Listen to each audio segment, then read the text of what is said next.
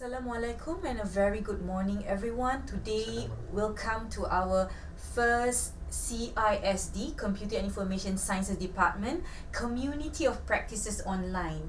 Together with us today is, let me introduce to you, Associate Professor Dr. Muhammad Fazil bin Hassan, the cluster leader for our programming cluster, academic cluster. Welcome, Doctor. Okay, thank you, Dr. Noreen. Okay, let's go straight to the point. Yes. We have about 3 questions today with us. Okay. The first question, can I proceed? Yes, please. From your experience as the cluster leader of the programming academic cluster, can you share with us from your perspective, your experience after so many years about students' results and performance in this subject? Okay, if I may share, we have a few subjects that we offered to students in the Computer Information Sciences Department, namely structured programming, object-oriented programming, web application programming, and a few others. And I would like to also highlight the programs that we offered to the department. So at this point of time, we have computer science, we have information technology, IT, and also information systems. I would say in terms of the entry requirement, we have a different entry requirement for all the 3 programs.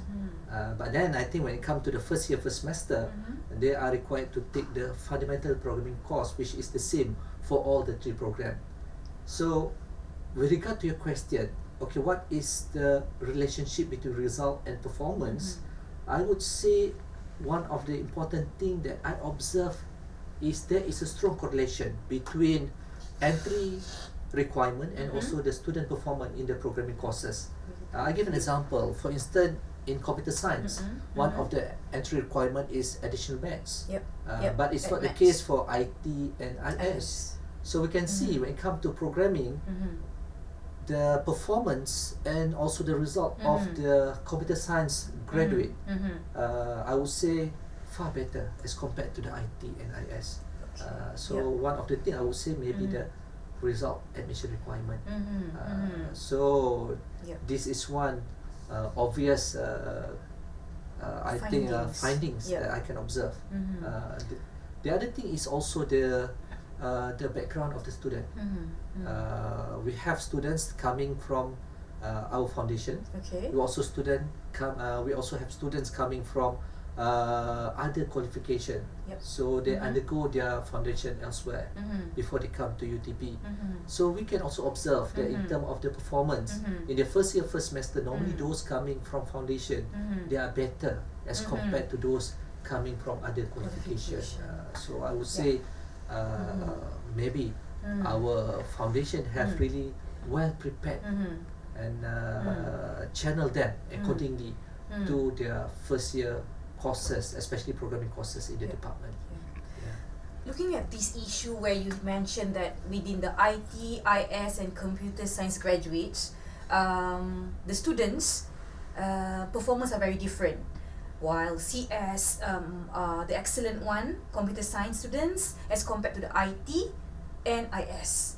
We cannot blame them, am I right? Because they come with different background, different perspective, as well as different mindset.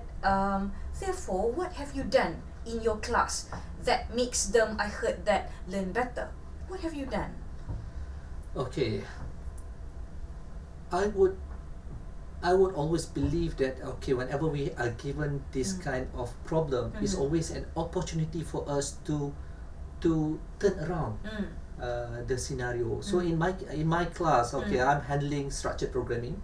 I've been tasked to look through on how we're able to ensure each and every student have the same opportunity and the same learning experience and so on.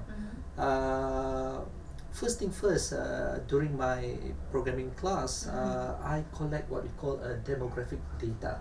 So I collect their background, I collect their programming past experience, their result and so on. And then one of the given tasks for this semester for those students undertaking structured programming is that they need to do a group project. So rather than allow the student to have their own group, I assign them. Okay. So I developed a kind of not to say algorithm, but a particular technique. We call it heterogeneous group assignment technique, Yep. which means Yep. each group have about like 4, Mm-hmm. and I ensure each and every group have the representative from the CS, which normally are really good in programming, Yep. and then IT student and also IS student. Mm-hmm. Okay, in a way, these are also in line with the concept of CAIR. Yeah. I'm sure you are aware about Yes. our UTP values, that is collegiality, accountability, adaptability, integrity, and respect. Yeah. So in a way, these students in a group, they are from different program. I would say different technical know-how, different skill, and so on. And we assign them, and then we are giving them a task to develop a complete application. For this particular project also, I use what we call a role play technique. Okay. So I have a GA. So my GA, together with my GA, we develop what we call a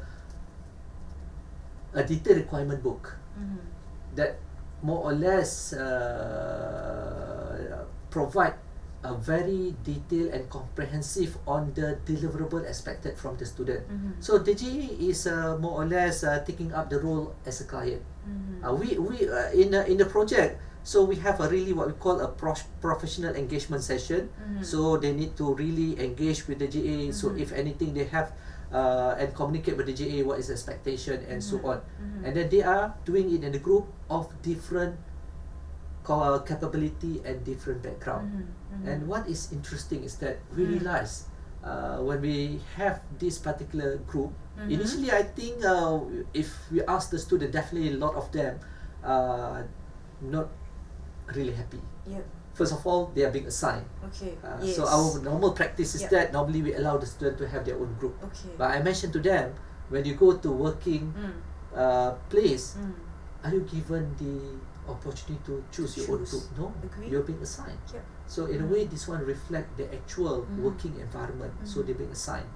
And then we can see also when we talk about grouping, the first stage is going to be what we call they get to know each other, because some of the students, they never talk to each other, so they know to get to know each other. So we also have this what we call a workshop for them to form in a group, to know each other, to know the strength, and also to divide the task accordingly. And be collegial. Am I Be right? collegial. Yeah. Be collegial, be adaptive, and also ensure part of the rubric of the assessment rubric. Okay, we want to ensure that the student who are really good in programming should help those who have difficulty. Yep. Yeah. So Yes. during the presentation, for instance, I'm not going to ask those students who are really good in programming. So the task of answering the question will be more or less passed to those who are really weak in programming. Yeah. So using this approach, we can ensure the learning process is taking place. The peer-to-peer learning process is taking place. And Alhamdulillah, I think during the reflection, we can see a lot of students, although initially they are not happy with this particular approach. It's a simple approach, but it's really valuable to them. They really appreciate it. They can see that, okay, those students, besides improving the collegiality value, besides improving the adaptability value, respect among each other, it also helps the student to learn from each other. Because we really embed during the assessment. We really ensure that, okay, during the presentation, okay, we are going to really task those who have difficulty in programming to take up the challenge of answering the question and so on. So in a way, we can see the learning process is really taking place. Yeah, it's not going to be individual learning process, but it's a group learning process. Peer-to-peer learning process is taking place accordingly. Yeah. So we have listened to Dr. Fazil Hassan, where two things that has been done in the class is, number one is the heterogeneous grouping. Am I right? Heterogeneous group assignment.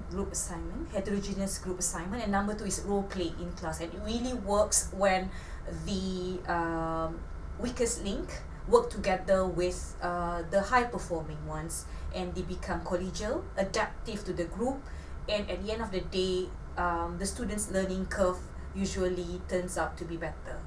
So thank you so much, Dr. Fazil, for your time, and I hope to see you again Inshallah. probably on a different topic in Sure. our COP, Okay. CISD's online topic. Okay, with that, Assalamualaikum warahmatullahi wabarakatuh, and thank you everyone for watching and listening.